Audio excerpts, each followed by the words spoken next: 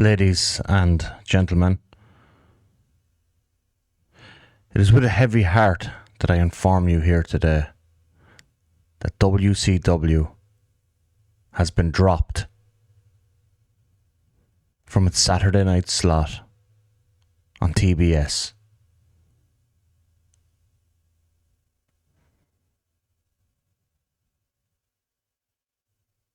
Because we're going to prime time, baby. We're going prime time. Let's have a look at our new broadcasting deal. World Championship Wrestling on a Saturday night is dead. It is no more. We are moving to Time Warner Cable.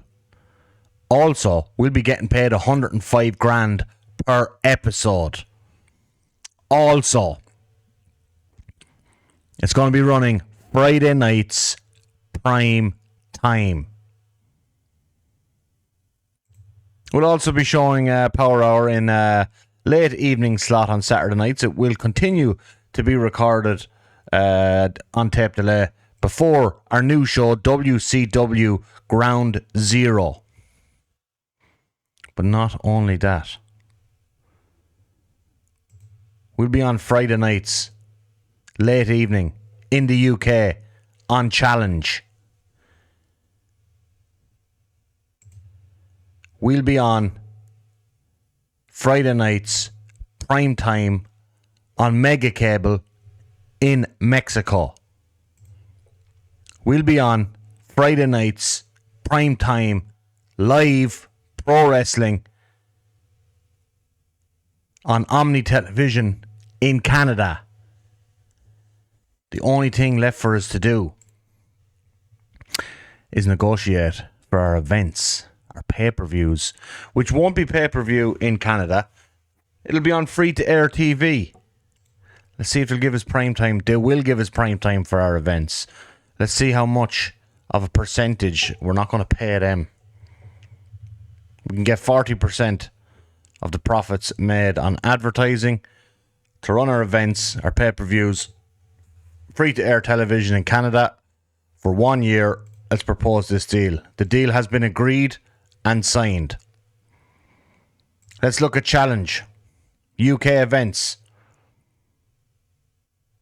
to be aired, hopefully prime time. They won't give us prime time.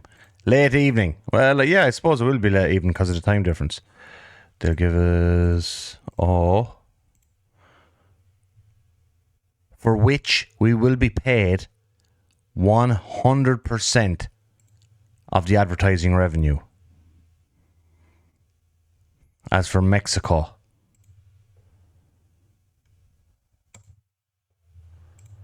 let's see what we can get out of Mexicans. See if we can get prime time. We can get prime time in Mexico for our pay-per-views. They won't give us 100%. Will they give it? They won't give us 65%. Will they give us 50%? They won't give us 50%. The Mexicans are cutting a hard bargain. They'll give us 35% of all advertising revenue. Prime time. Let's propose this deal. Would you like to go ahead and sign it? Yes, we would. This will absolutely transform this company long into the future.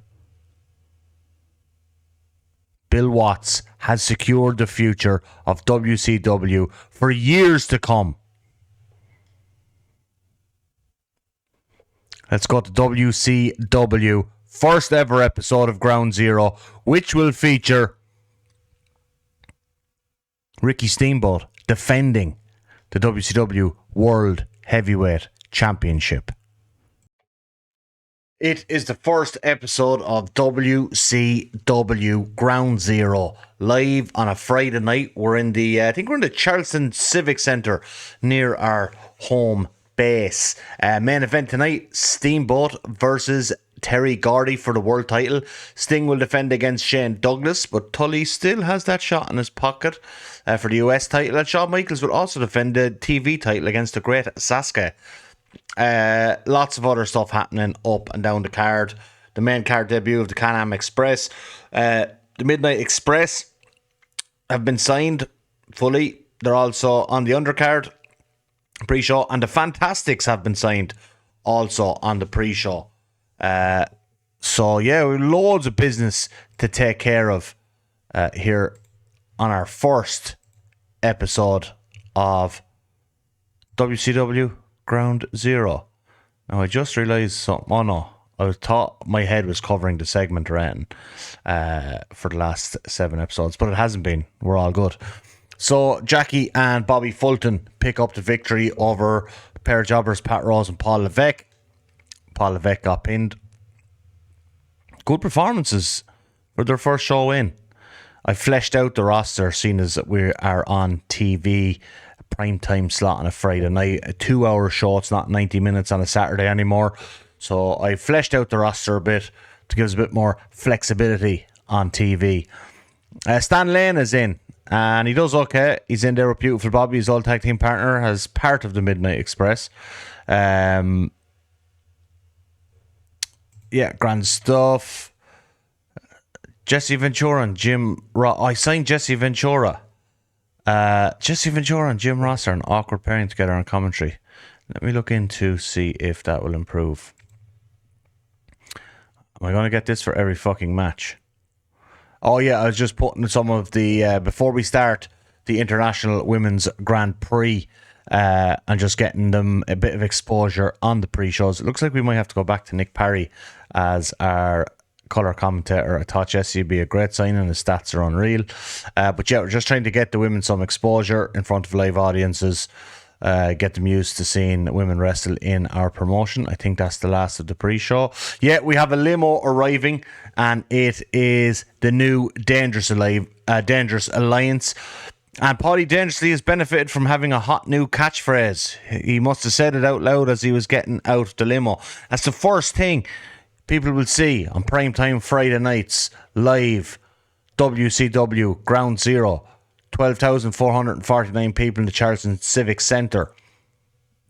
The first match is, we have Big Scott Hall defeating Larry Zbyszko. Then we cut backstage. It's Rick Rude. Rick Rude has said that the new Dangerous Alliance are coming for all the gold. The Steiners are coming after Cactus Jack and Terry Funk.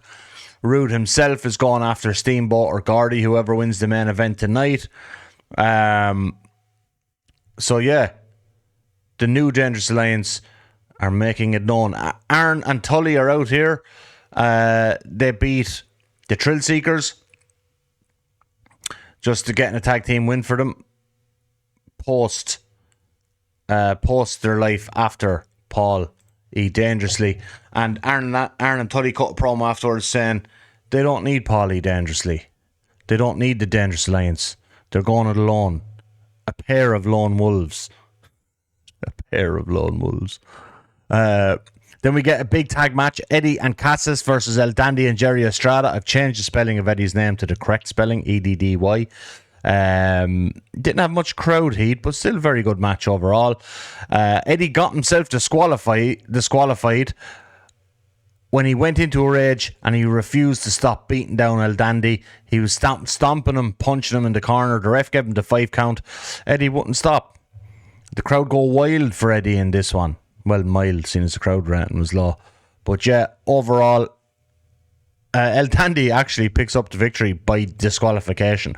We've Shawn Michaels beating the Great Sasuke in 8 minutes with the sweet chin music. Very, very good match. Sasuke is really getting up there in his performances. This will be good for his popularity as well. Defense number 4 of the WCW World Television title for the Heartbreak Kid, Shawn Michaels. Then Big Sexy and Kevin Nash continue to beat down Sasuke after the match, who's saved by his partners Liger and Ultimo Dragon. So Liger and Ultimo Dragon have saved Sasuke from Shawn Michaels and Big Sexy Kevin Nash. The Can-Am Express pick up a big victory over the Rock and Roll Express when Doug Furness pinned Robert Gibson with the Frankensteiner. I might actually change Phil LaFon's name to Dan Crawford. Although he's putting in great performances. Doesn't really matter what his name is, I suppose. If he's doing that, tag division is filling out nicely. Tough loss for the Rock and Roll Express. Then now we have a huge... Dusty Rhodes cuts an excellent 5-minute promo, and he calls out his son, Dustin, for joining with the Dangerous Alliance, telling him that Dustin doesn't need this. Dustin comes to the ring to talk to his father, and Dustin absolutely batters Dusty. He smacked his father right in the head. Dusty's bleeding everywhere. This is just awful. What a son of a bitch. Jim Ross is going mental on the commentary, calling Dustin all sorts of names. That no good son of a bitch. And that is obviously an official heel turn for dastardly Dustin Rhodes. Sting beats Shane Douglas to make defense number 2. Not a great match. Shane Douglas is not performing. Sting is not really doing it either. What can you do, I suppose? What can you do? Sting, big name, but the performances just aren't there. And then we get a sit-down interview from the home of Steve Austin in Texas. Jim Ross, we flew him out earlier in the week to have a sit-down interview with stunning Steve Austin in his home. Stunning Steve Austin directs his vitriol at Paulie Dangerously. He directs his vitriol at Rick Rude, but he said first things first. He's going to be dealing with Dustin Rhodes, the man who cost him the match against Rick Rude, the man who's walking around in his faction with his old manager, and he is going to beat the ever-loving shit out of Dustin Rhodes, and that's the bottom line. Full stop. Just that's the bottom line. That's how he finishes. Nothing after that. He just says that's the bottom line. And a sensational main event to start our tenure here on Time Warner Cable after their expansion. That's the reason we went to them. Time Warner Cable announced a major expansion, and that got me thinking, I haven't actually looked at our TV stuff in a while. So Time Warner Cable have tried to, or are trying to, increase their market share across the country, and they need some flagship programming. And seeing as they're part of the Turner Broadcasting family, and they're trying to go with a more risque type of programming, I thought, what if we leave TBS and go to Time Warner? It's all part of the same family. They're looking to expand. They're willing to pay us money to do so. And we're going to be one of their flagship programs, primetime Friday nights. And we get off to a fantastic start with Ricky Steamboat making defense number 3 of the WCW World Heavyweight title over Terry Gordy. Fantastic match. Gordy wasn't great, but Steamboat again, sensational. Finished the show. Now let's see what this does to the finances. And this is shown in Canada and Britain. Well, look, we didn't get much popularity in Britain. We're not on a big station in Britain. We don't have the popularity there yet to negotiate any higher. But it should really help our Canadian, Mexican, and obviously American, because this channel is purported to have a greater reach than TBS did. So it looks good. We increase our popularity in 22 regions, and overall 89 is massive. Let's see what the financial report. So we got broadcasting revenue of 341,000. That's something we never got before. Pay-per-view revenue, I don't know what that's from. Anyway, it doesn't matter. Ticket sales of 300k. Overall profit of 556,000. That is significantly higher than what we were getting from running our other weekly TV. Yeah, and look, we've made increases essentially everywhere. The Maritimes is a small place, I believe. Didn't gain any. Yeah, we're not going to gain any popularity in Britain because of the size of the channel, but at least we're on TV there. Okay, a successful start to life on primetime Friday nights. We're going to set up and get the women's tournament going in a couple of weeks. I think I wanted to end at Starrcade. So we're going to use the time in between now and when we start to get those ladies exposure, both on Power Hour and on the pre-show of Ground Zero, in order to just be able to feature them like between Power Hour and actually the main show. So we need to build our popularity to do that. We have some women that are near it. Rhonda Singh is near it. Bull Nakano is not far away, actually. And I want to give a big shout out, actually, to Viking Nova in the comments last week. Did a bit of research on Rhonda. Gives a bit, like, a lot of her background about her early days in All Japan Women's as a rookie. She was top draw for them. Like, legit, maybe the most over women's wrestling heel in history at that point in time. That's obviously huge. Influenced people like Devil Masami and Dump Matsumoto, which is obviously huge. Her gimmick at that time was Monster Ripper. So I think I'm going to change her name. Should be able to do that if we find her. Where is Rhonda Singh? If we go into character details, we can go Monster Ripper, I think. Load alter ego. Yeah. So we're going to save that. We're going to use her as Monster Ripper, which she used in Japan. She did make appearances in WWF and WCW, it seems, where she was kind of treated as a bit of a punchline and a joke. So we're going to try and rewrite her history. So yeah, we're going to treat her with a little bit more respect she got in real life. Like, she's very good popularity, you know, for someone who we haven't. She's huge in Canada, which is a region we're trying to break into. But yeah, excellent popularity there. For someone that hasn't got any like TV exposure as such. Looking at then, like, see, the problem we're going to have is I gave her creative idea, got her momentum up to very warm, but she's super low popularity despite the fact she's mega over in Japan. So yeah, that's worrying. And like, that's Akira Hakuto. Bull Nakano's a little bit better. Where's Bull? In the 30s. Not totally in the 30s, but like a little bit. And then if we just filter by women, I suppose. Jackie is pretty low. That degree says exceptionally low outside of Puerto Rico. Well, we have Leilani Kai. You know, a lot of her 80s popularity would have failed at this stage. Linus Ascas is very low. Very low. Well, not very low. Luna still has a bit. Medusa has good. Manami's very, very low again. So, like, as you can see, a lot of these are going to have to be built up a little bit before we can feature them properly. Anyway, I'm just rambling at this stage. We'll be back for the next TV show. It's the second ever episode of WCW Ground Zero. I started the show already mainly because I clicked start show instead of start recording. I confused myself.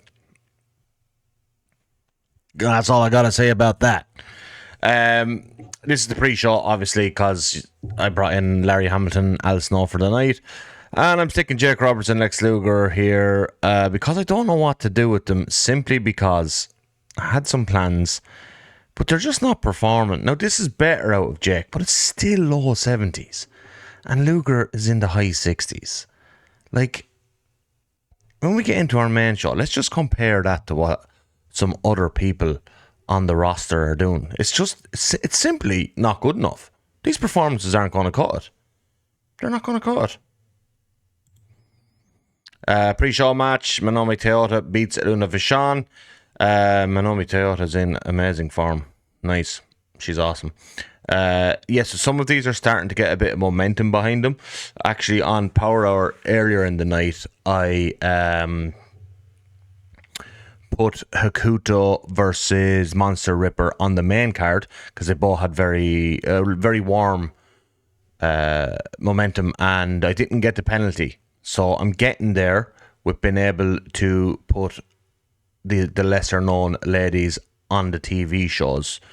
I need to build a few more of them with the momentum. I'd say Minomi Toyota is probably there with the momentum. So out of the 12 I have on the roster, I believe now I have 5 with the requisite momentum to be featured on television. I want to get that to probably 8 before I start the tournament. But you know, we're getting there. And we have plenty of time.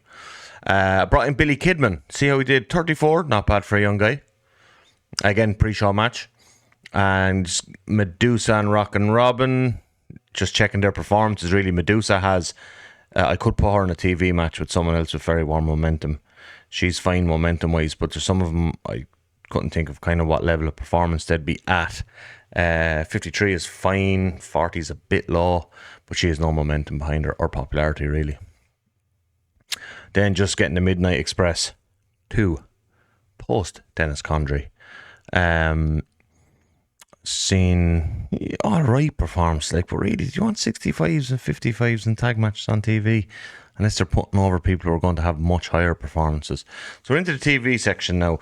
Let's keep an eye on performances so we know where kind of Jake and Lex are, and where people like Bobby and Stan Lane are, but mainly Jake and Lex. Like, Lex was in the high 60s there, Jake was in the low 70s. That's just not going to cut it.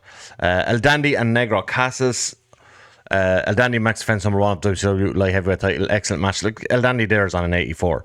That's 17 higher than what Lex was. Negro Casas is that the same as Lex, and Negro Casas is totally unknown in the region. Lex is considered well known, and that's supposed to filter into their performances. So, like, imagine if... And Lex has, like, hot momentum as well. Dustin Rhodes, Eric Bischoff attempts to interview Dustin Rhodes after he beat down his own father and made him bleed his own blood on the inaugural episode of WCW Ground Zero last week. The dastardly, despicable acts of Dustin Rhodes.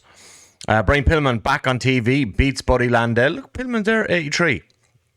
Buddy Landell is like basically a glorified jobber, and he's putting in 62s. That's fine, like. Brian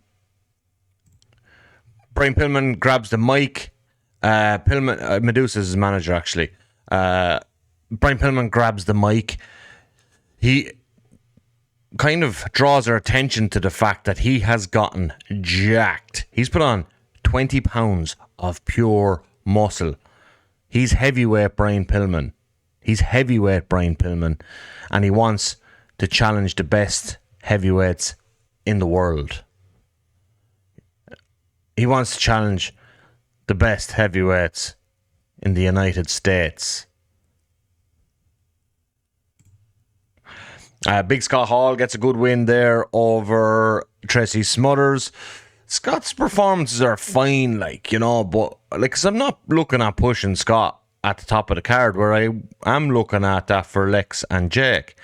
This is a Jake level performance. Shawn Michaels beats Jushin Thunder Liger after Liger rushed out to save his friend last week, the great Sasuke. Shawn makes defense number 5 of the WCW World Television title. This is a fantastic match. We get interference from big sexy Kevin Nash, once again allowing Shawn Michaels to continue his run, running roughshod over the television title division. Is it a division? I don't know. Ron Simmons immediately seeks out Eric Bischoff for an interview backstage. Ron Simmons says he sees the bullshit that Shawn Michaels and Kevin Nash are pulling, and he wants the next shot at Shawn Michaels' WCW World Heavyweight Television title, whatever the fuck's called. Sting beats Tully Blanchard to make defense number 3 of the United States Heavyweight title. United States. Sting there, 79, like, it's just not good enough, really. I'm not happy with Sting's performances. Obviously not happy with Jake and Lex's performance.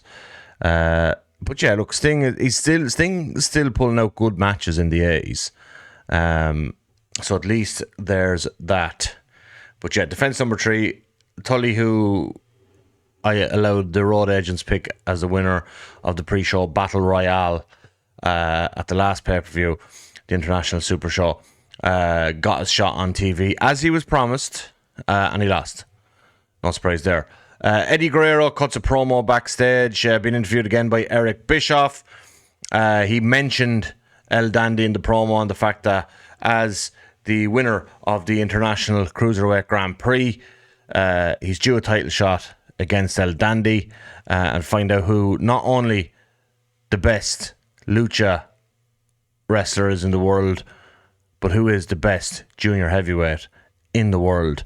Eric asks him about getting disqualified last week.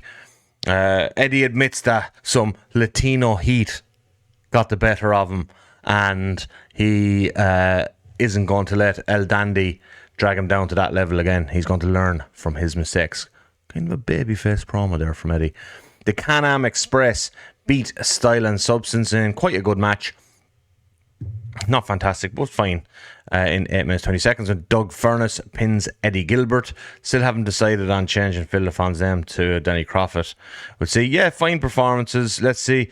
Like, it's hard to judge in the first month with guys in the promotion, because we've seen Shawn Michaels. Like, Shawn Michaels now up in the mid 80s, I think he was, or 80 something, 82 or something against Liger there. But when we brought him in, I think his first couple of matches were like high 60s, low 70s. But yeah, this is fine as a baseline starting point. Let's see how it works now when they get a few more matches under their belt. Interview backstage. Oh, it's not an interview. It's a promo backstage. Gary Hart, Steve Williams and Terry Gordy.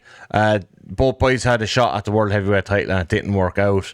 Gary Hart has convinced the boys to re-enter the tag team division because, as we know, they're the greatest tag team in the history of space and time, and they're looking for new and fresh challengers before they work their way back to the tag team titles. In the main event tonight, a fantastic match. I'm going to give Steiner and Dangerously more time to work on their chemistry. Scott Steiner, that is. But an incredible match overall. Scott Steiner went 85. The winners here, Rick Rude pins Cactus Jack with a rude awakening after, not an interference as such from Paulie Dangerously, more of a distraction from Paulie Dangerously. But fantastic kind of performances across the board. Like, you look at Steamboat and Rude there, they're in the 90s. Like, you couldn't push Sting or Jake Roberts or Lex Luger at that level when these guys are putting in that level of performance. And like, they're even miles off Cactus Jack and Scott Steiner. They're in around the Terry Funk, Rick Steiner area. But yeah, it's worrying for Lex and Jake. And like, full disclosure, and it's easy to tell from the last pay-per-view we ran, but, you know, Lex made a mistake that cost him the match, and that was obviously leading to a split between Jake and Lex. And I have pre-booked for a pay-per-view a couple of months out. The plan was a Steamboat versus Jake world title match. And I'm just going to scrap that now because I can't put Jake Roberts stinking up the joint in a... You know, what am I saying to the rest of my roster if someone like Jake Roberts gets pushed into a main event at a pay-per-view, into a world title picture when he's putting in subpar performances? I'm going to look at the roster. Obviously, Rick Rude is next up for Steamboat. But I'm going to look at the roster and maybe figure out, maybe Rude is the better guy to have title going forward if there's more fresh challengers for him. Oh yeah, sorry, the show isn't over. Dustin Rhodes joins his stablemates in beating down Cactus Jack, Terry Funk and Ricky Steamboat after the match. But Steve Austin appears out of the crowd to even up the numbers game and fight off Rhodes, Rude and the Steiners.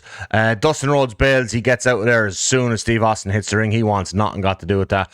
Poor Rick Steiner eats a stun gun, and that takes the show off the air. We have Steve Austin back on live television. People will be glad to know. Excellent show overall. Overall rating 94. WWF aren't going to fucking touch that. What do you think of that from Vince? So let's have a look. Financial report. Yeah, we're going to just start making mega money with this TV deal. Popularity recap up. We're not getting much of a bump in England. We're on Challenge. It's the only TV station I could get, and it's just not going to. It's not a big enough TV station to do that. But you know, we're up in Mexico. We've got a lot of Mexican talent now. We're up in Canada, and obviously we're flying up again in the US. Okay, let's do a very quick look at the top of the roster, because I'm undecided on, do I want to move forward, continue with Steamboat as the champion, or move over to Rude, depending on who has more fresh challengers. Obviously, Steve Austin is in the babyface column now. I don't want to run Austin Rude too quickly, though. What other top babyface do we have? Like Sting? He's not performing. It's kind of like search here, reset that, and go any perception. We want major star to well known, any disposition face. He's injured. So if we go at Rude, we'd be looking at, it's not much of a face side of the roster, is it?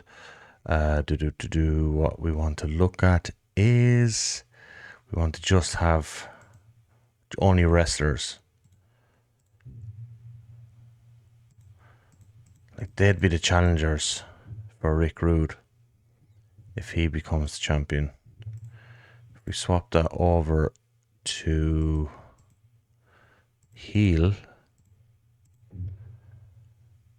if we keep with Steamboat, now he's already worked Gordy, Williams and Steve Austin. He's already worked them. He's working Rude at the moment. Like, who's left after Rude if we stay with him?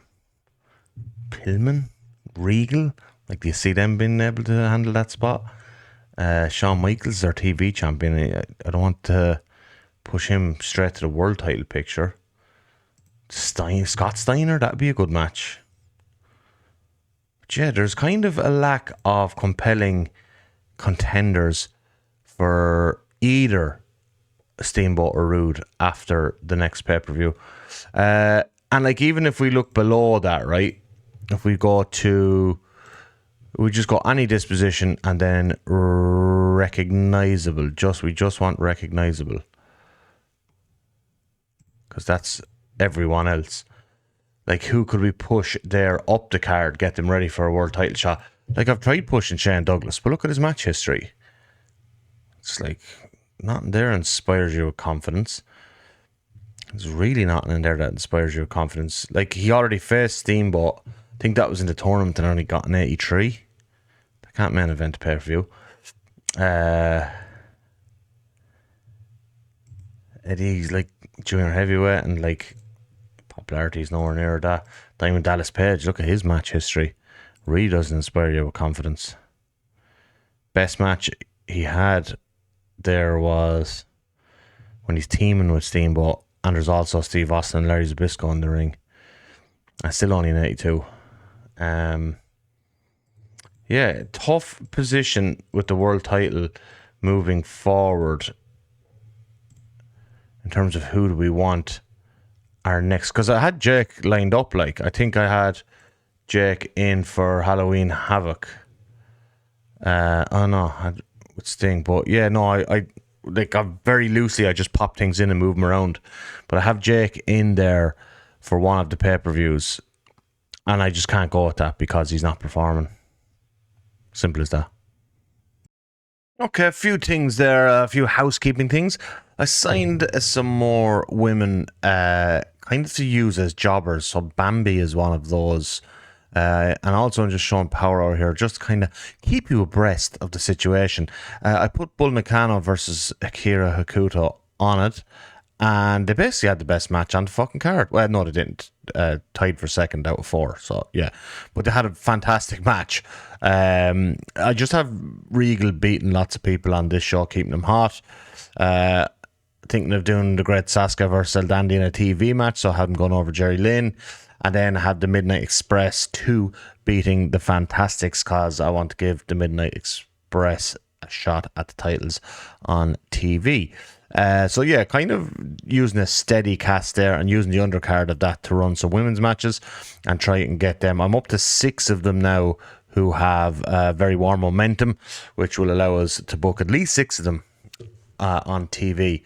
But interestingly, if I have Booker Ray, Stevie Ray, and John Bradshaw in for the night. Interestingly, if I go to my roster, where's my roster, and have a look at Kira Hakuta, who I've used most on TV, her popularity has shot up from 10 up to 23. So that is, or 21s, 23s, but yeah, you get the picture. That is working. Okay. Let's start this show. Jake and Lex are getting a shot at the tag team titles tonight. A rematch from the pay-per-view. Basically, I just want to see if they can fucking hang. I just want to see if those guys can hang. Okay, yeah, brought in Bradshaw to see what he was like. He's dog shit. Brought in Booker T and Stevie Ray again. They've improved immensely since the start of the save. So I think I brought them in for pre-show matches early on, and they were in the teens. So worth keeping a look at. You know, you'd really want them to be minimum mid-50s. Stan Lane isn't doing it. I know he's kind of physically not great at the moment. Even Beautiful Bobby, shell of his former self. But like I said, I just want to give him... I want to put them in with Cactus Jack and Terry Funk and just see if that will increase their ratings. Johnny B. Bad beats Paul Levesque. Jobber. Yeah, poor match here now. Bambi's just literally in as a jobber. That's all I'm using Bambi as. Just to get other people over on pre-shows. Minomi Toyota, checking her rating, 66, very good. Beats Lisa Moretti. Then the opener for the WCW World Television title. Shawn Michaels wins with Sweet Chin Music once again after interference by Big Sexy Kevin Nash. Beats Ron Simmons, very good opener. Michaels is up in the 80s, fantastic. Paulie Dendry did not do it. This only got a 77. Paulie Dendry and Steve Austin promo segment. Paulie always does well without a script to follow. That's just, sometimes that happens.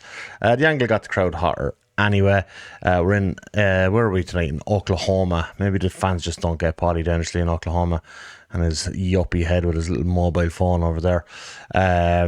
But basically here, Austin is saying that he has gotten a match with Dustin Rhodes at the pay-per-view and he's going to beat him down in front of Paulie and basically prove Paulie wrong for not putting Stunning Steve as the number one man in the faction. And when he's finished with Dustin Rhodes, he's got one man in his sights, and that's a rematch with Rick Rude. And that's the bottom line.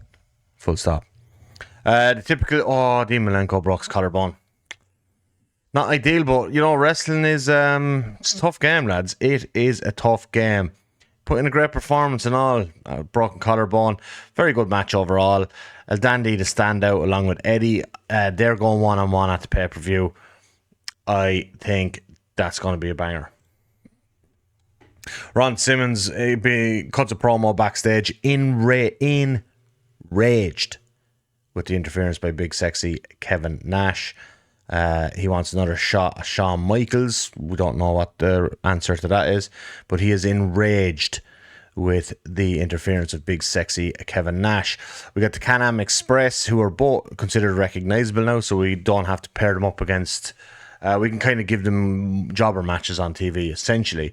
But Lance Storm and Chris Jericho are the best enhancement talent in the business for such young guys. Bright futures. They're obviously not ready yet for a push. But yeah, I put them in with the Steiner Brothers. They had an excellent match with the Steiner Brothers. I put them in with Dan Crawford and Doug Furness now. They've had quite a good match there. I think I'm just going to put them in with the Miracle Violence Connection next week as well. And it's getting them exposure on TV. Yeah, they're losing, but they're not losing in 3 or 4 minutes. They're going 7-8 minutes with these teams and having really good matches and getting exposure in front of the fans. Steve Williams and Terry Gordy show up to the ring, push Lance Storm and Chris Jericho out of the way and square off with Dan Crawford and Doug Furness. Just to stare down, Doug Furness and Dan Crawford. I changed his name to Dan Crawford, by the way. Slowly back off. Slowly, they're not backing down. They're pointing at them, saying, "You'll get your match. Don't you worry." So it looks like we're going pay-per-view. The Can-Am Express versus the Miracle Violence Connection should be a banger. Rick Rude beats Diamond Dallas Page. A carry job for the ages here. Diamond Dallas Page is another guy in that category where I'm just looking at what contracts are coming up in other companies, what kind of guys are hitting the free agency market, who's available in the free agency market. There's a number of heads on the chopping block whose performances just aren't warranting the pay I'm giving them and the TV time and exposure I'm giving them. This is a new era.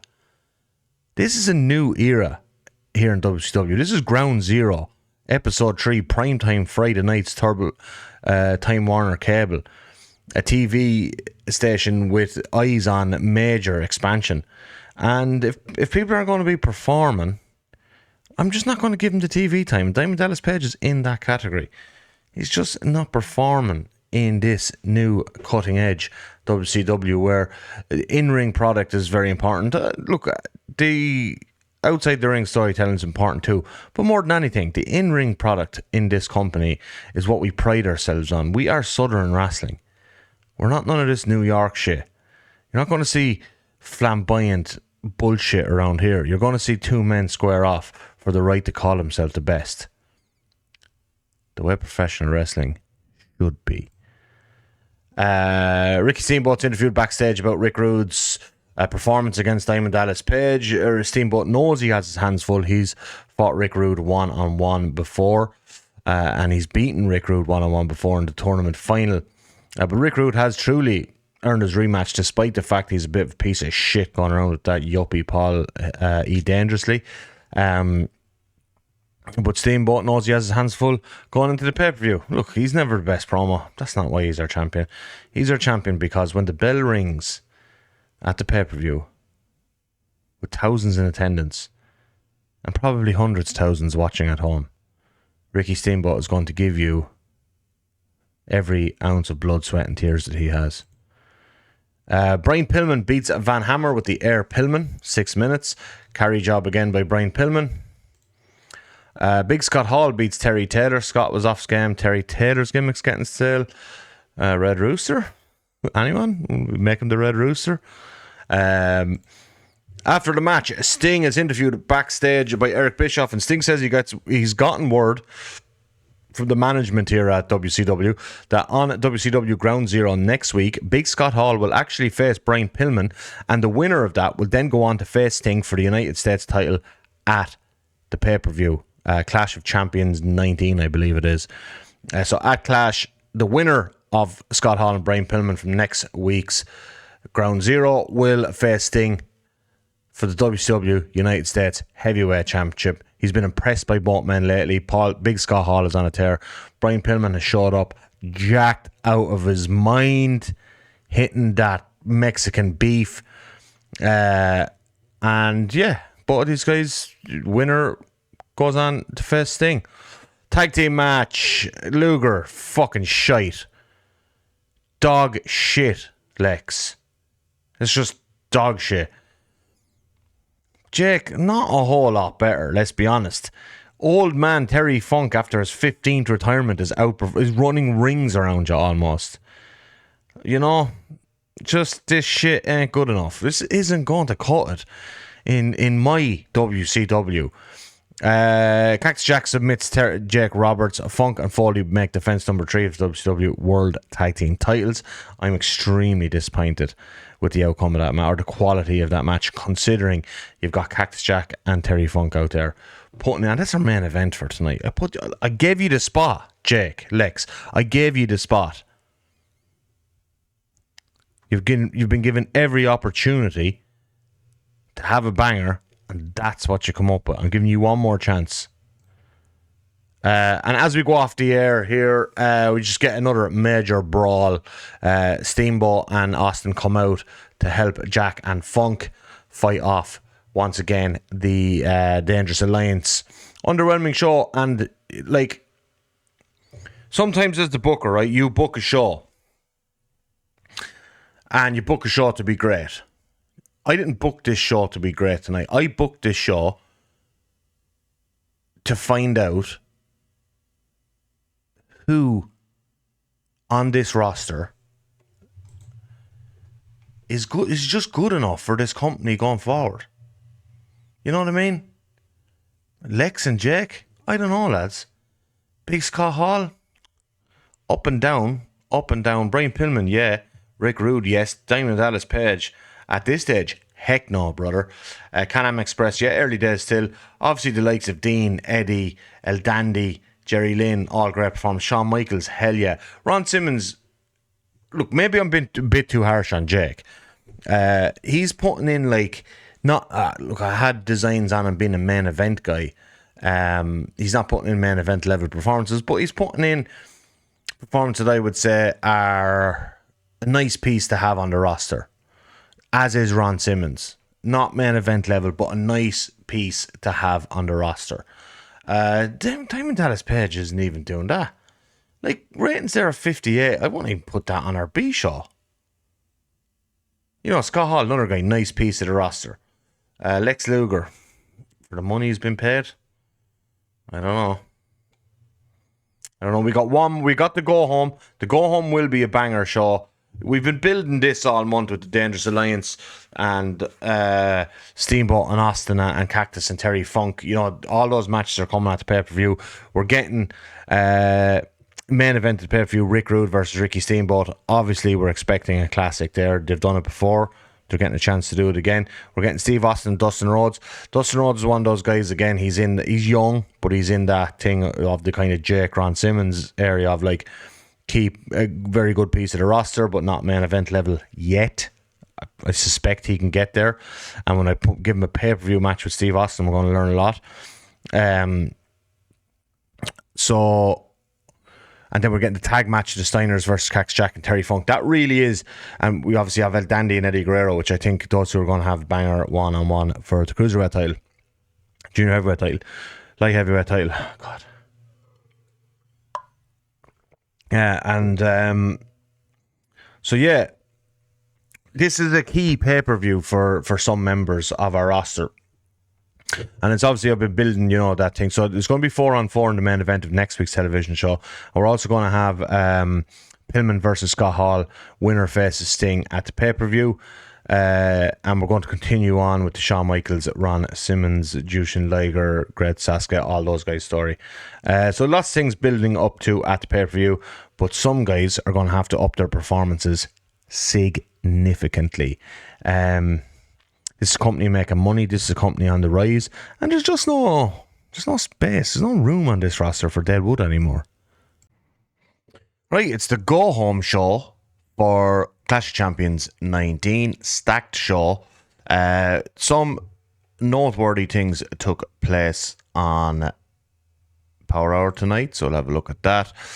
Medusa beat Manami Toyota in the first match of the International Women's Grand Prix. I think they're in Block B. So Medusa has gone over Manami Toyota. They actually both performed really well. However, they don't have chemistry, so it dragged down the overall performance of the match. Unfortunately. But they both performed pretty well. Anderson and Blanchard beat the Midnight Express. The Midnight Express were kind of semi in line for a tag title shot, so that might throw a spanner in the works there. The Fantastics beat Abdullah the Butcher and George South. Shane Douglas defeats Jumpin' Joey Maggs. And then a couple of women's matches trying to get a bit of heat into them on the pre-show. Women's Star beats Susan Sexton and Linus Asuka defeats Bambi. My fucking creative team, when I'm trying to get character ideas to help with the momentum of the women, keep giving me shit ones, and that has now led to, I tried out one on Lisa Moretti and it failed, and she has cooled momentum. So if you look at like momentum there, right, Bull Nakano's fine, Kate LaRouche, she's not in the tournament, she's in as a jobber. Let Greece in the tournament, haven't tried one on her yet. Lani Kai, same thing. One of them worked on Linus Asuka, obviously the one didn't work on Moretti. Luna, haven't tried one yet. Medusa's already very warm, that's fine. Monster Ripper's very warm, that's fine. Susan Sexton, I picked up loads of experience, Australian, very good worker, but I picked her up too late for the tournament despite the fact that she has quite a lot of popularity. So I had her put over woman star. Why aren't they showing up there?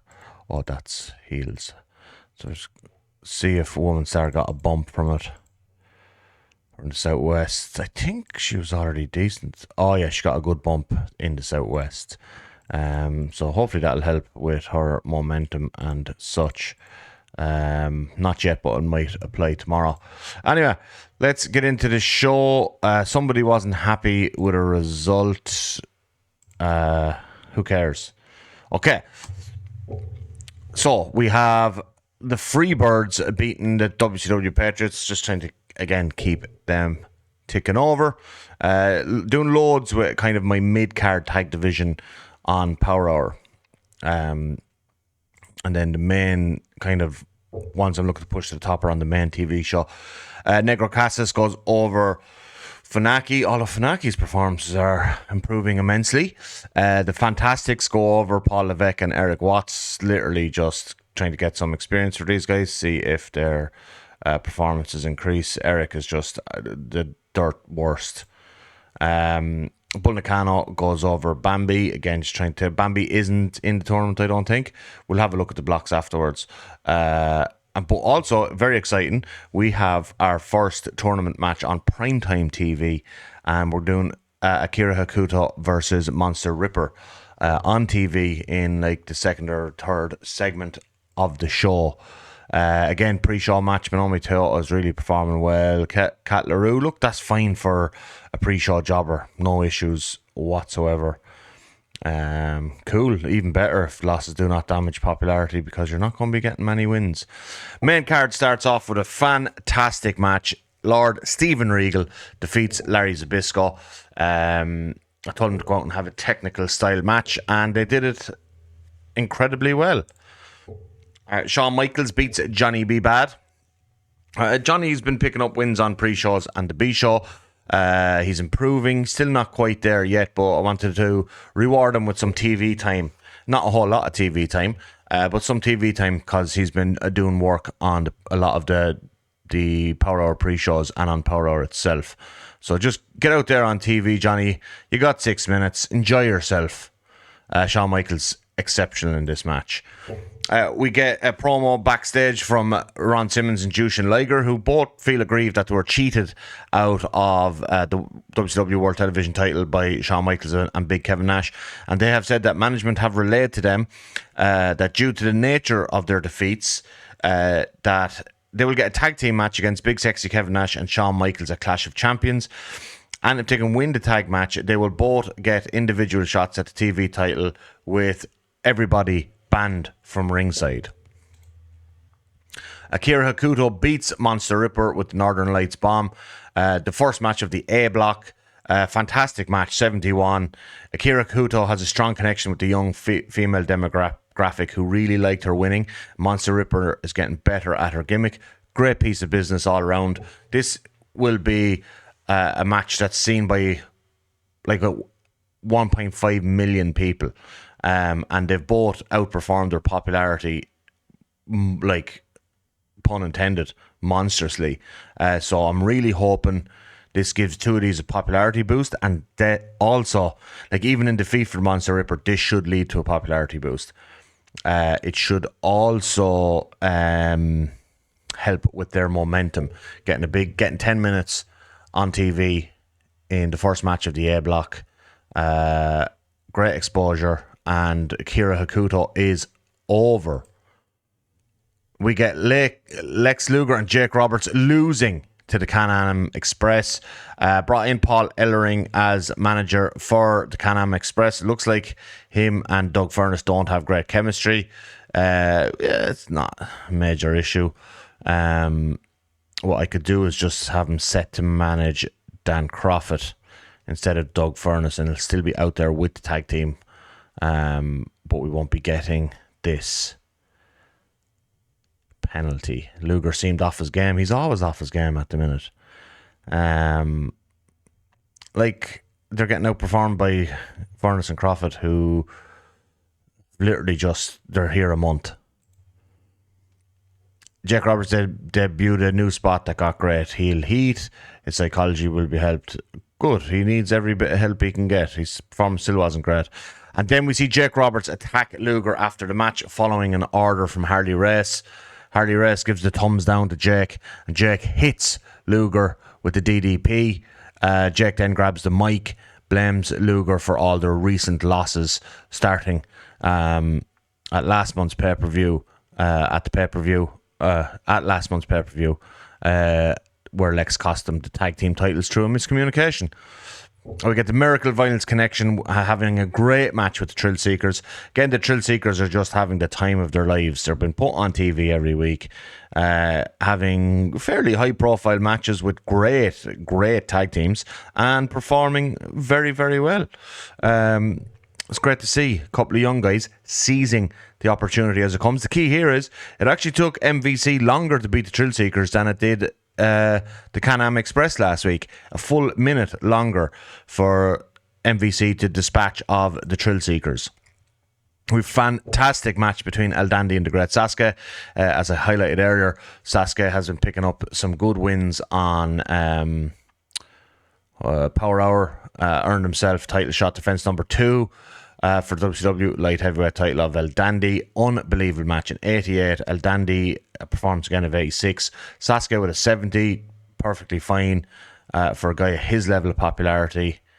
And then Eddie thunders to the ring, and we see a wild brawl all around ringside between Eddie and El Dandy. Eddie is firmly a face now in the fans' eyes, following getting bet over the head with the trophy after the Cruiserweight Grand Prix by El Dandy. And the crowd have been loving Eddie's more aggressive streak, bringing some Latino heat to his matches and segments over the last few weeks. So the fans are cheering for him. We may as well just officially make him a face. And then Brian Pillman beats Big Scott Hall in 13 minutes with the Air Pillman. Kind of an underwhelming match. Good performance from Pillman. Okay performance from Big Scott Hall. That means Pillman is the number 1 contender for Sting's US title. So now Sting comes to the ring and they briefly interact with each other on the mic. Pillman says it's time for Sting to move over. His day is done. It's the 90s now. This face paint shit ain't gonna cut it anymore.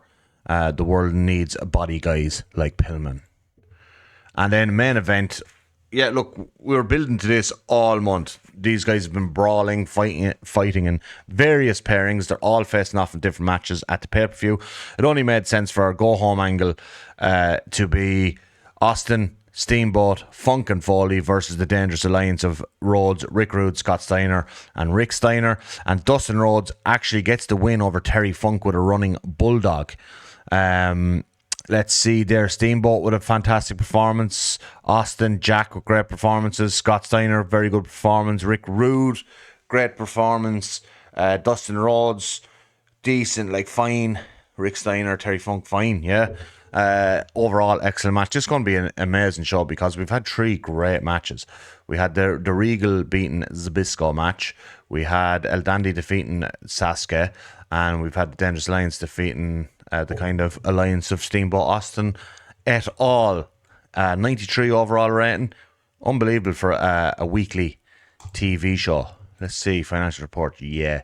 Where did we run this tonight? We ran this in Fresno, California. Popularity increasing across the board. Still, look, we're not going to pick up at in GB/Ireland as our TV station just isn't big enough there.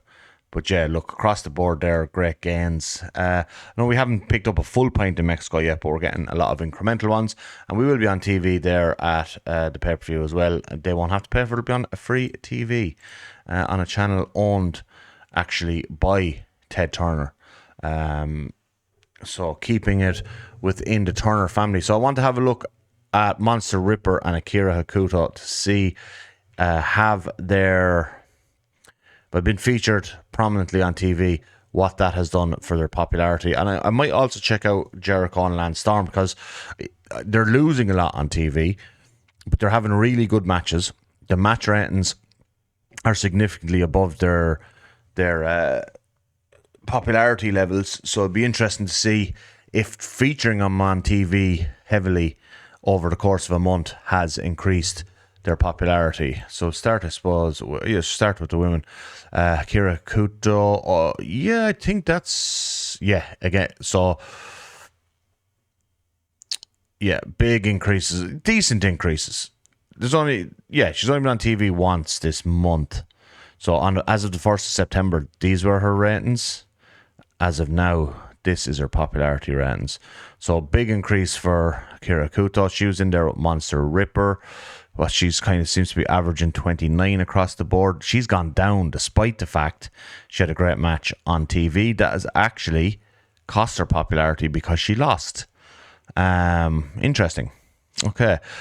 Who did I have? I had Medusa and Manami Toyota on the B show. Yeah, like Manami has lost on TV. And hers have gone up. Now, I know she lost to somebody who's significantly more popular than her, Medusa, whereas maybe Monster Ripper losing to someone with less popularity has hurt her stock a little bit. It's not like a lot, but a little bit. Medusa's fine. She can wrestle on TV against anyone because she's considered recognizable. Any other matches I want on TV need to have both participants very warm. Has Woman Star got anything? No.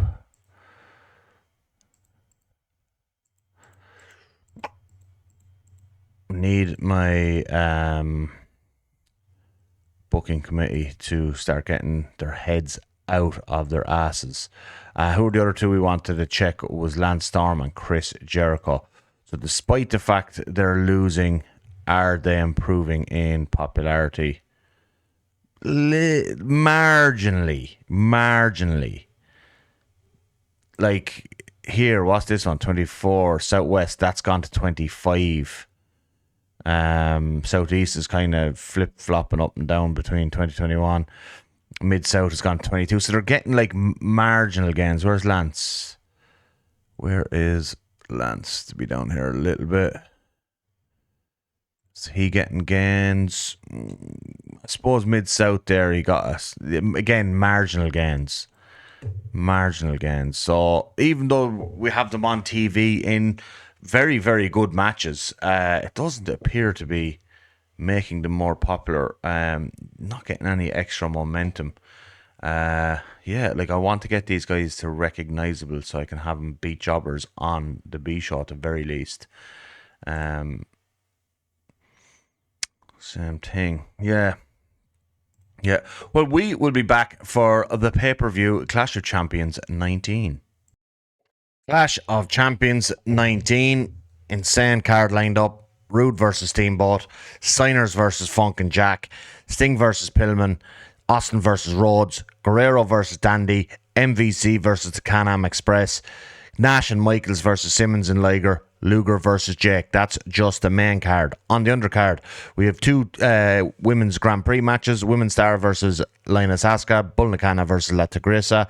We have a big 5v5 and we have a junior heavyweight 6-man tag. Let's just get into it. A junior heavyweight 6-man tag. Sean Waltman pins Jerry Estrada with a super kick. Not a great match, to be perfectly honest. We're in the Freedom Hall. Where are we exactly? I think we're in the Mid-Atlantic. In this 5v5 match, Steven Regal picks up the pin over, who did he pin? Robert Gibson. Not a great match either. Bull Nakano with a decent performance beats Tigresa with not such a great performance.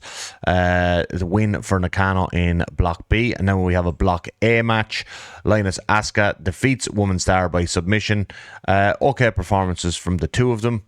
Crowd not super invested yet, but still a pre-show, so it doesn't really matter. The crowd thing is always kind of expectant simmering in the pre-show anyway, so it won't effectively hurt that.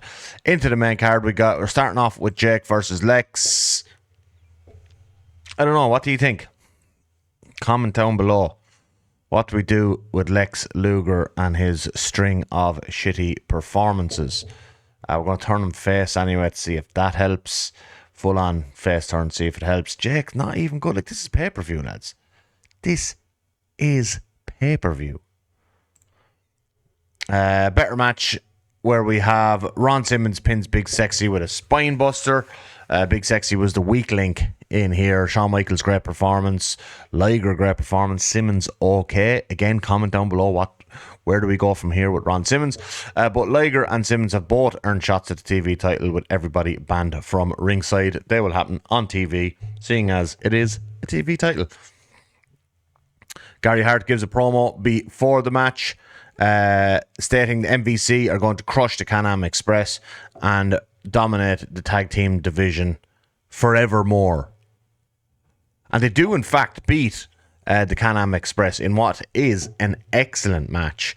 Steve Williams with a 98. Holy God. Steve Williams pins Doug Furnace with a belly-to-belly suplex. Top-notch work here.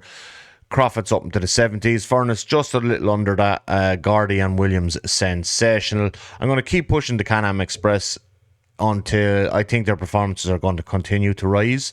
We'll have a look afterwards at what their momentum and stuff is looking like. But that's their first loss in the company in their 6th match, I believe. So they did go 5-0.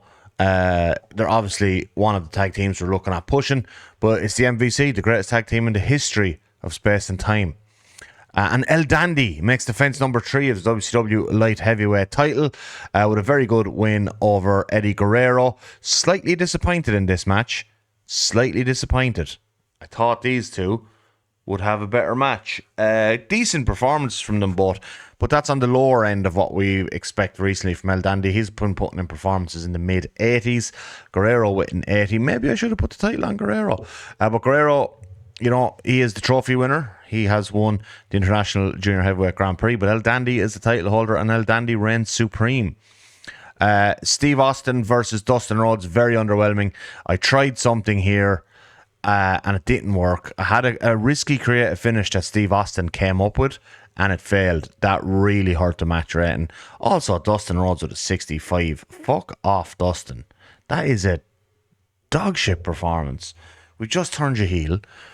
We've just given you a big push. We've put you with Paulie dangerously. Paulie is out there distracting Austin every chance he can get, and you can only come up with a 65. Very disappointing. Austin was holding back slightly. I wonder why that was. Dustin Rhodes was penalised for inconsistency. Segment rating was penalised for failed creative finish. Austin had the idea. We wanted to go with it. Sometimes you try these things and they don't work, but at least Austin is, I don't know why he's holding back slightly. It's pay-per-view, so yeah, we'll have a look at that, but he's still putting in a great performance. Paulie dangerously, Steve Austin tries to get his hands on dangerously after the match, but dangerously escapes. A little bit of a cat and mouse going on there, but Austin has yet to get his hands on Paulie dangerously. And then Brian Pillman has beaten Sting in an excellent match. Brian Pillman beats Sting for the US heavyweight title. His introduction to heavyweight wrestling after he got jacked has been a revelation. His performances are excellent. The match is excellent. So we have a new United States heavyweight champion, and that is Brian Pillman. We get a celebration segment, just an over-the-top, pure, arrogant, obnoxious celebration after the match from Brian Pillman. And the Steiner brothers have beaten Terry Funk and Cactus Jack for the tag team titles. It was a short but very productive run for Jack and Terry Funk. Beaten by the Steiner brothers. The Steiner brothers, after months and months, have finally got their hands on the WCW tag team titles for the 3rd time, I believe. They've been chasing this for the better part of the year. We're well into September. They failed on multiple turns against the Miracle Violence Connection, but they've beaten Funk and Foley. But you know, Miracle Violence Connection picked up a big win earlier in the night, and Miracle Violence Connection aren't banned from challenging Steiners for the tag team titles.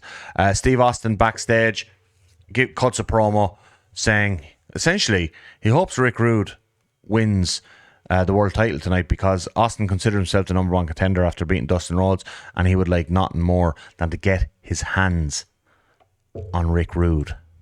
Main event, 97, superb match.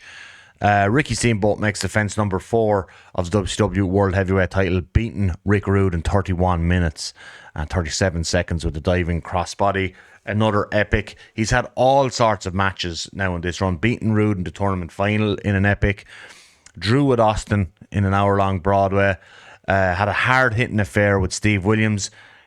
Back to the epic type defense again. He's beaten Rick Rude. Really hard to know what's next for Ricky Steamboat. You know, Jake Roberts picked up a win earlier tonight. Maybe it's Jake Roberts that he goes against. We have a 6-week build to Halloween Havoc. I think I'm going to give Jake Roberts a title shot on TV. I don't trust him in a pay-per-view main event. His performances haven't warranted being put into a pay-per-view main event. But I think with the 6-week build to Halloween Havoc, what we might do is do kind of like a mini 2-week stretch to break it up a little bit. So we'll do like a contained story of 2 weeks where Jake can get a title shot, perhaps. Something maybe like that, because I think 6 weeks of trying to consistently build every match for Halloween Havoc could become, things get a bit stale, particularly with some of the longer stories we've been telling anyway. So we might do it in like a TV special on the second ground zero of those 6. So we'll use the first ground zero to build to the second one, and then we'll have a 4-week build essentially to Halloween Havoc. So I think for this week's episode of Total Extreme Morrow, we're going to do those 2 weeks here and then come back next week for a full build to Halloween Havoc. Yeah, so look, overall, this is not our best pay-per-view, but like, this is an excellent pay-per-view. We've got multiple extremely good matches, like 4.5 star matches there. Miracle Violence Connection to Can-Am Express tore the house down. Pillman tore the house down and beaten Sting, and then Steamboat and Rude absolutely tear the house down. The angles came across well according to the dirt sheets here and the show notes. Seems to be decent increases in multiple regions. So yeah, Britain's still not working, even though putting a pay-per-view on free-to-air TV over there didn't really help. Austin has beaten Rhodes. Yeah, so let's see financial report. This is a Clash of Champions. We never make as much off these as we do off our named pay-per-views, but still to make about 3 million off the show is insane. Like you see there, our money is just outrageous. Popularity recap. Not much in the US. We've gotten a boost in Canada, and we've gotten a couple of boosts there in Mexico. But yeah, when you're on pay-per-view, it kind of negates your popularity gains aren't as much as they are on TV, just because people are paying to see it. So I guess the exposure is lessened as such. We'll see how many people bought the pay-per-view. It would be significantly down from the likes of Beach Blast, Great American Bash, Super Brawl and all them, but it will be pretty good, I think. We could compare it to the previous Clash of Champions earlier in the year. We'll do that right now. We'll jump straight in, look at our pay-per-view buy rates, and see where it stands among. If we go to our top 100, so we can find it. There we go.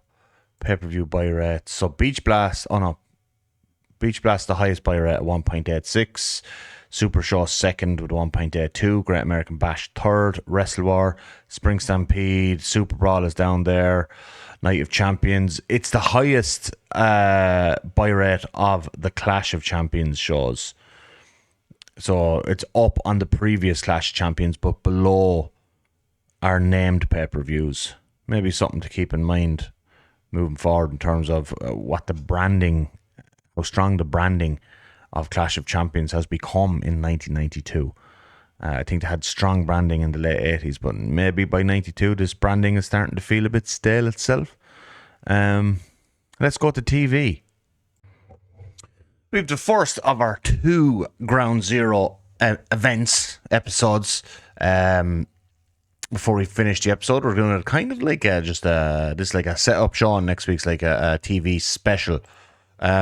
We've hit the big time with WCW Ground Zero. We've actually doubled our weekly viewership up to about 1.6 million. We were around 750,000. Now that is including Mexico, Great Britain, and Canada, but they're not doing major numbers yet. However, we're doing much better in the US, and it's helping our growth. I brought in this Vicious Veronica, a little tryout match against Woman Star, kind of a way to get Woman Star a win, to try and build her momentum for the tournament, because there isn't that many tournament matches I can put on TV yet. I actually put one on the pre-show and it worked. I didn't get the penalty, so that's good, and it was a really good match. I'll show that afterwards. I have 2 on the pre-show here, 2 tournament matches on the pre-show. I want to try and avoid doing them on pre-shows unless it's a pay-per-view, but in some cases I just have to at the minute, to be perfectly honest. Also, I brought in Chris Kanyon and Chris Candido. Chris Candido, 47. He might be worth looking at. Signing Chris Kanyon, not ready for the big time yet. Just brought them in to see what they're like and to give a win to Style and Substance, Gilbert and Rich. Here's one of the tournament matches. Luna Vachon beats Rock and Robin. 2 fine performances. Absolutely grand. And these are 2 that have no momentum. Like, literally just neutral. And no popularity. Not even Luna's hangover popularity from WWF days has kept her in any way relevant, unfortunately. I thought signing her might help as somebody with a bit of popularity. I actually think Rock and Robin had more popularity than Luna. And then, who did I have going over here? Jacqueline defeats Leilani Kai. I want to have Jacqueline on TV in a match. I had her actually on Power Hour earlier. She lost. This is her second tournament match. So she did wrestle twice in the one night, technically. But this is aired live, so it looks like her first match. And this is like, the pre-tape days. Her pre-tape match on Power Hour will actually air tomorrow night.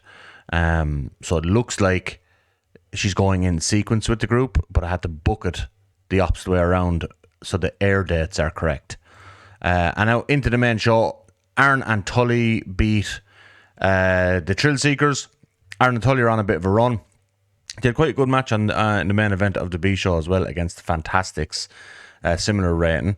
Tully's improving. Like, he was in the 60s there for ages, so I'm hoping the fact he's off his game here and he's getting a 70 means his real performances are like 74, 75. But they're on a bit of a run. I thought I moved an angle in between those matches, but apparently not. In a decent match, Lars Steven Regal defeats Marcus Alexander Bagwell. I have plans for Regal. They're just not ready to be executed quite yet. This is the angle that I thought I moved before that match. Steve Austin, he says he's not finished with Dustin Rhodes. There's a TV special next week, and Steve Austin challenges Dustin Rhodes to a dog collar match. They will face off in a dog collar match, live, prime time, Friday nights.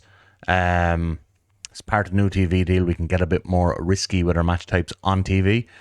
So Steve Austin and Dustin Rhodes will face off next week in a dog collar match. Austin says he wants to make Dustin bleed the way Dustin made Dusty bleed. So it's promising blood on TV. Just our typical 6-man tag in the Cruiserweight division. These matches are always a bit of a spectacle, very good. And Sean Waltman picks up the pin over Funaki with a super kick. So Sean Waltman, 64, thought he'd be improving a bit by now, but anyway.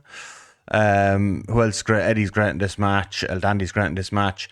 Dean Malenko is injured for a little while, so I want to give El Dandy something to do, and that would be with Sean Waltman until Dean Malenko comes back, and then I want to move into a Dandy Malenko program for a little bit anyway, because I think that would be fantastic.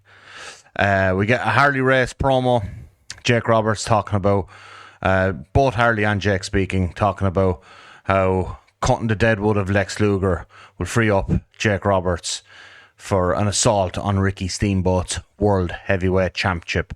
That's why Jake Roberts made the jump earlier in the year. He's here for Steamboat's title. And now that they're not being carrying around that deadwood Lex Luger, it's Jake's time at the top of the division. So this was a match with everybody barred from ringside. So Big Sexy Kevin Nash couldn't interfere here. We got a clean finish. Michaels beats Liger. Makes defense number 8 of the WCW World Television title. Seeing as they lost at the pay-per-view in the tag match, Michaels and Big Sexy versus Liger and Simmons, Shawn Michaels must also defend his World Television title at the TV special next week against Ron Simmons, again in a match where Big Sexy Kevin Nash is barred from ringside, and Shawn Michaels will lose his title if there's any interference on his behalf. He will be stripped of the title. But he gets through phase 1, and that's Liger. Liger wanted to add a heavyweight title to his time here in WCW. Liger's contract expires in December, where he will return full-time to New Japan Pro Wrestling. So Liger is coming to the end of his tenure in WCW, and he really did want to add some heavyweight gold to his time in the company. Not to be for Liger, but banger match. Diamond Dallas Page beats Shane Douglas. Not great performance from either of them. The match itself probably overperformed, judging by that segment rating. And then Pillman cuts a promo directly after the match, stating that it was told to him that he would be facing Diamond Dallas Page defending in his first defense of the US title on the TV special next week. The Miracle Violence Connection defeat the Fabulous Freebirds. In 12 minutes, Steve Williams pins Jimmy Garvin with the military press slam. Steve Williams, monster performance. Terry Gordy, good performance. Freebirds aren't really doing it. Kind of in some ways, they're performing worse now than Style and Substance, and definitely probably worse than the Fantastics are, who have been using a lot on the B show. So they're probably falling down the tag ranks. I don't mean like the kayfabe win-loss rankings, but in where I kind of place them within the tag division. Like they're miles behind Tully and Aaron and stuff now, so that's unfortunate. Dan Crawford and Paul Ellering and Doug Furness are cut a promo after the match saying again they're not finished. They feel like the Miracle Violence Connection got lucky and they're going to work their way back to a match with the Miracle Violence Connection. They're telling Miracle Violence Connection not to get any designs on the titles just yet. They're going to have to face them one more time. Tag team main event. Slightly underperformance of a match here, in my opinion. Ricky Steamboat pins Dustin Rhodes with a diving crossbody. During the match, Scott Steiner ran in and attacked. Both Steiners ran in actually and attacked Stunning Steve Austin. Also, they didn't add to the notes there, but if we check the Road Agent notes, Terry Funk and Cactus Jack are to come to ringside to get rid of the Steiners, because they're going to have a match next week. I don't know why it wasn't included, or am I blind? Was it included? No, it wasn't.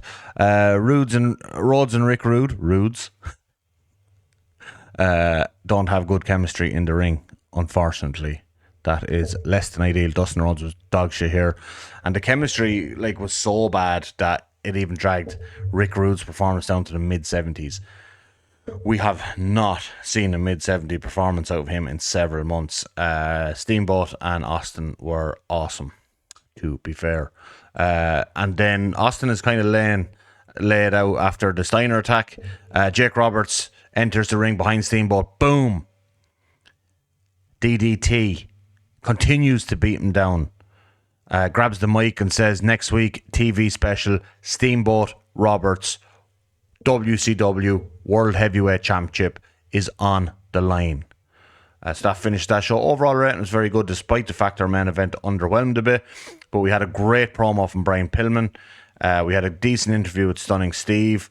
We had an excellent match between Michaels and Liger. Look, the 84 match is good as well. 78 match, they're all good. Like, they're in the green, but we want these blues. So we're going to finish up that show financial report. We're going to have a quick look at what we did on the pre-show. Popularity increasing in a lot of places. We were in the Nassau Coliseum in, I think it's upstate New York. I don't know, somewhere in the tri-state area. Some cool things happened on the pre-show that I want to look at. I'll also want to probably just show you the groups again for the Women's International Grand Prix. I really hope in the next couple of weeks I can start to feature more of those matches on TV. There are quite a few now that are capable of performing on TV without tanking the ratings, because what happens if you can use them, it'll just tank the ratings, and then if you tank the ratings, then it hurts their momentum. You can see all that there, and it hurts their overness, everything. So in this one, it's just been very standard. Akira Kuto's gotten a win. Luna and Linus Asuka have both gotten wins. Losses for Monster Ripper, Rockin' Robin, and Woman Star. Group B, then Bull Nakano has 2 wins. Jacqueline has a win and a loss. Medusa has a win, and yet to pick up a win are La Tigresa, Manomi Toyota, and Leilani Kai. And then if we go show history, Power Hour, Anderson and Blanchard beat the Fantastics, Can-Am Express beat the Rock and Roll Express, and Bull Nakano beat Jacqueline. And I also gave Paul Levesque a TV match, and he had a pretty good TV match with Big Scott Hall. So next week then we have a banger card. We have Steamboat versus Jake Roberts for the World Heavyweight title. We have the rematch between Funk and Foley and the Steiners for the tag titles. We have Brian Pillman versus DDP, Shawn Michaels versus Ron Simmons, and Austin versus Dustin Rhodes. And once I time out the card, I'll decide if and have a look at when Dean Malenko is coming back from injury. We might do the El Dandy versus Sean Waltman match on that card as well. Very special episode of Ground Zero. I keep forgetting the name. I don't know why I gave it such a shit name. Ground Zero is fine. Very special episode. We've done 2 matches in the pre-show and we have a stacked main card. We were able to time in El Dandy and Sean Waltman and actually give them a decent bit of time for their match. I also decided I'm going to interview Bull Nakano on TV tonight to see if that helps with her popularity. So real quick, we're going to check her popularity before and after.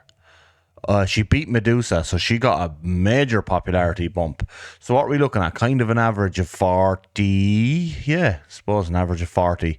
That Medusa win absolutely jumped her up. We want to see if a little bit of interview time. I checked her stats. I believe she's good on the mic. I hope she is. 70, yeah, perfectly fine. She should be able to do a very good 3-minute interview. I believe she's also fluent in English. Where do I check that? It's in personal details. She speaks fluent English. Akira Kuto, who is supposed to be excellent on the mic as well, 76. But if I go into personal details, she doesn't speak English. And that's a problem. And same with Manomi Toyota, I believe. Yeah. And I think she's decent on the mic as well, 76 as well.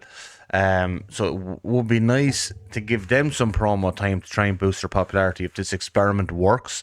I did one on, I think it was Power Hour with Hakuta, because one of the road agents said that she should give her mic time, that she's really good on the mic. I tried it and then I got a penalty because she doesn't speak English. So I looked at who's good on the mic and who speaks English. And Bull Nakano is one of them. I think Medusa's quite good on the mic as well. Let's see her popularity. Yeah, that's why Bull Nakano got such a big boost. Not great on the mic. See, like my English speakers. How about Monster Ripper? Terrible on the mic. So yeah, it's like a kind of a catch-22 where the women who are good on the mic don't speak English and the women who aren't good on the mic do speak English. What's my booking analysis? Whatever about it. Okay, let's get into the show. Naomi Toyota picks up her first win of the tournament, actually, because she has already lost to Bull Nakano. I think it was to Bull Nakano. I'm pretty sure it was. Excellent performance from her. Oh no, she lost to Medusa. Yeah, she hasn't fought Bull Nakano yet. Monster Ripper then gets her first win of the tournament as well over Rockin' Robin. Ron Simmons has beaten Shawn Michaels in the opener for the WCW World Television title. Shawn Michaels was going for the 9th defense of his title. Defense too far. Ron Simmons has picked up the WCW World Television title with a very good win over Shawn Michaels. Paulie Densley and Rick Rude arrive to the arena where they are summarily sent home by Eric Bischoff. They're told they're not needed tonight. He's been told by the booker, me, Bill Watts, that they're not needed in the arena tonight. They don't have a match booked. They don't need to be there. Paulie Densley goes off on Steve Austin, saying Steve Austin has obviously arranged this so he can have essentially a fair match with Dustin Rhodes in their dog collar match later tonight. I hope that's good. Dustin needs a performance. And then we get El Dandy, surprise, surprise, beats Sean Waltman with the Dandina. Sean Waltman sustained a torn quad. Fuck, that's a bad injury. Might come back at the Royal Rumble absolutely jacked out of his mind. Yeah, that's not good. And then Aaron Anderson and Tully Blanchard give a very cryptic interview to Eric Bischoff.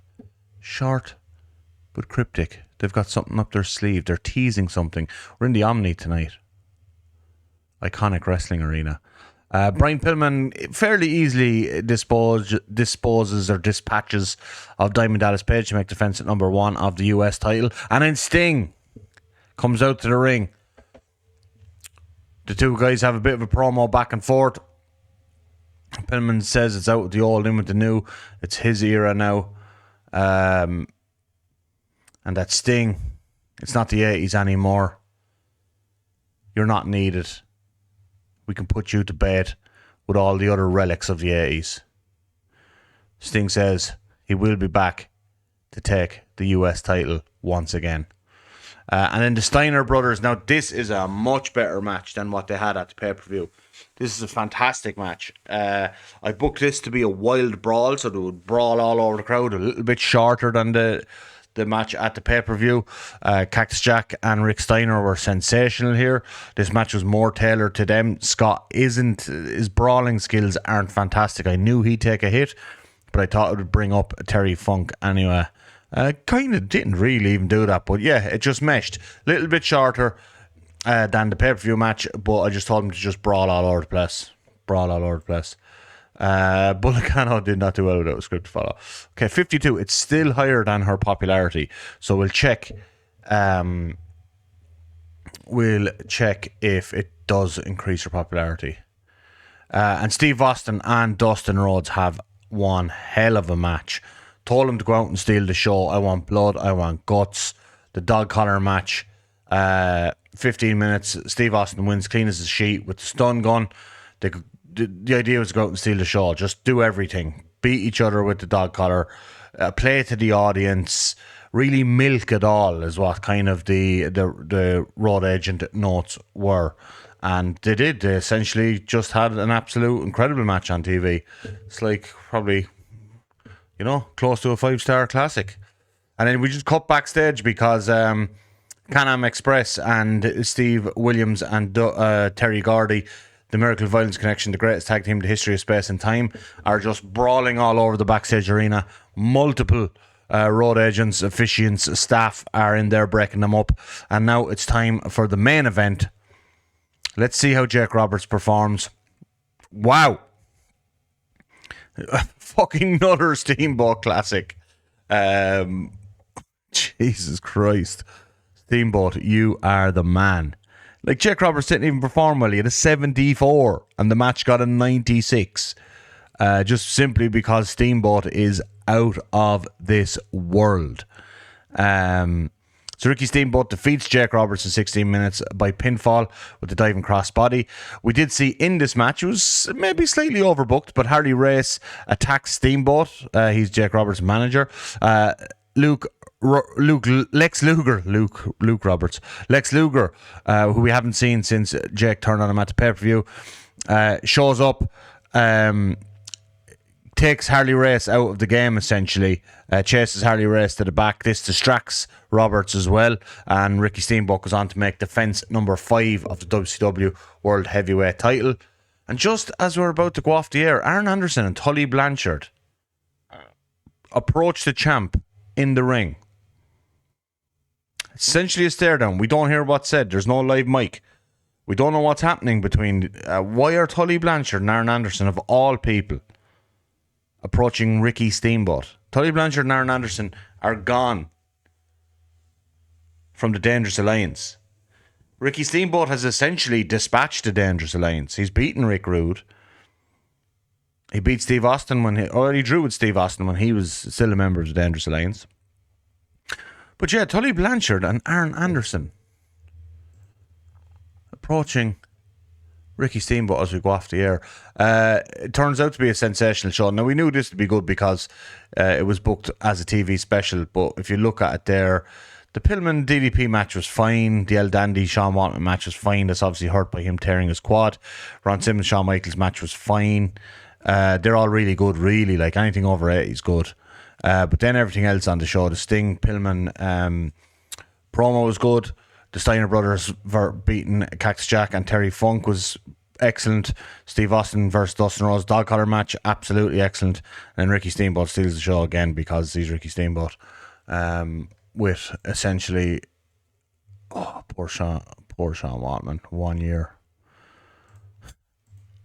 You all know what's happening. We're sending him we're going to send him. We're going to send him. For what? For surgery. I got a guy in Mexico. He botched Barry Windham's. We're going to send Sean Waltman for surgery. Check back next week to see the results of that surgery. The only thing we want to check really before we go, in terms of how this game works, did Bull Nakano's opportunity on the mic increase her popularity? Bull Nakano popularity? No, exact same. She got the boost from beating Medusa, but I suppose we could check in on the tournament because I've done a few matches. Kira Kuta's only had 1. Monster Ripper picked up a win. Rockin' Robbins over 2. Woman Star picked up a win over Luna after Luna won her first match. They're both 1-1, and Linus Asuka's also only had 1 match. In the B block, Bull Nakano is 3-0. Medusa's 1-1. Leta Grisa's 0-3. Jacqueline 1-1. Manami Toyota 1-1. Lilani Kai 1-1. We will see more of those matches on TV coming up. Power Hour this week did have a Bull Nakano Medusa match. Unfortunately, that didn't really go that well because they had bad chemistry with each other. Doesn't say it there, no, but they had bad chemistry. Can-Am Express beat Eddie and Negro Casas. Fantastics beat the Freebirds. Michael Hayes was pissed off with that. And Ultimate Dragon had a really good match with Jerry Estrada. That's it for this week. Come back next week for a very, very, very special episode. WCW will be on top next week.